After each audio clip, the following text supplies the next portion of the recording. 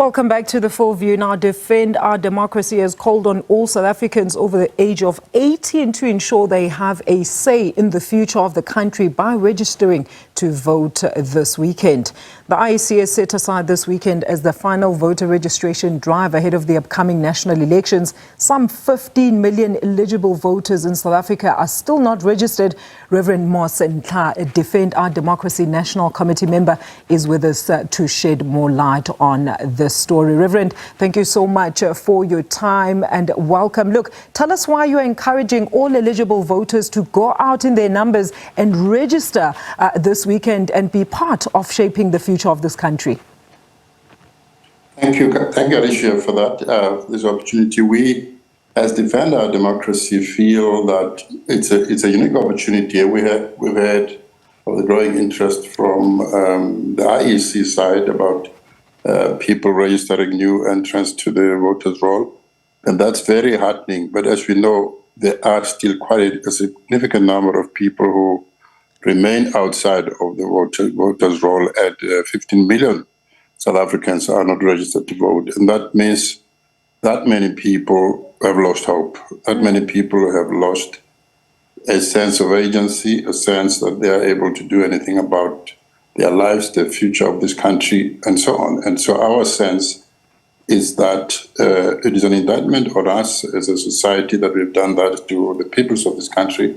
But as the OD, we believe that in the light of the new entrants and the new independent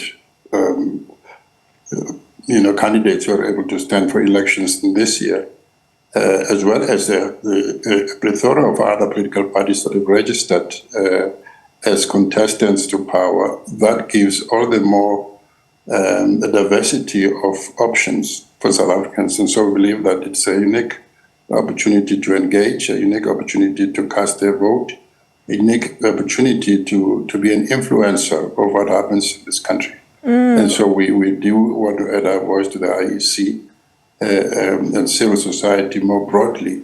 We believe that we have a role to play in this area.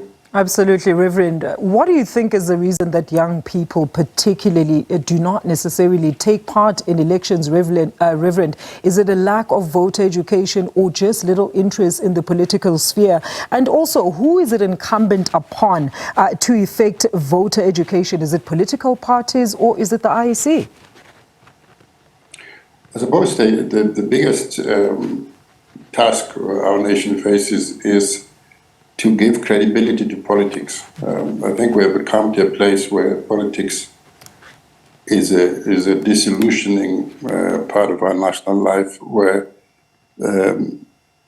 there's been what some have called a betrayal of the voter, a betrayal of the people in terms of what they hoped for when this democratic project started in 1994.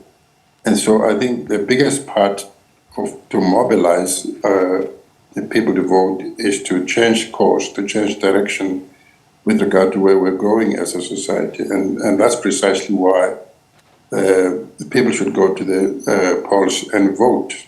And to do that, they must register. But of course, there are other reasons, such as the fact that there hasn't been any benefit, particularly to many young people whom, as we know, many of them have yet to experience the benefit of democracy. Many of them are unemployed, many of them are poor, many of them have just no hope for what will change their lives. Some of them are turning to crime and so on. And so there is a sense in which we have succeeded to make politics irrelevant and democratic participation irrelevant to our society. And I think that's the primary area in which we want to change course. Then this election coming up affords us that opportunity to change the trajectory of this country.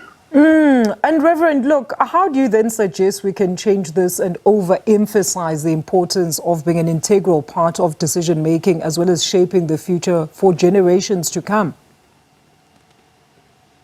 I'm not sure I understood. I got all of the questions, what you said, but to the degree that I understand it, we believe that it is. We have a set of recommendations, obviously, that we got from the Zonal Commission last year, which are very clear guidelines by which the voter can evaluate whether we're going forward or backward or standing still with regard to turning the corner. I think there are numerous organizations that stand ready to serve the voter in terms of equipping them with tools to be able to better make choices that will help the change process to happen. There are independent candidates who are offering themselves. There are new parties that have come up that also give voters a sense of a breath of fresh air in the politics of this country. So all of these together do amount to a unique opportunity that 2024 elections give us, and that's why we would encourage all voters to participate. I think there are some who feel by boycotting the election, they actually pose an important challenge to government to change course. But I think we've arrived at the place where government doesn't fear non-participants as much as it fears participants in the voting process. In other words, the very idea that the voter can decide whether they stay in power or not, that is what is frightening the authorities. I think let's exercise that right. All right, Reverend, thank you so much. And coincidentally, these elections actually coincide with 30 years of democracy, and they're highly as well as hotly contested. So people should be going out there in their numbers to register to vote. Reverend, thank you so much for your time. Reverend Moss Ntlha, Defend Our Democracy National Committee member.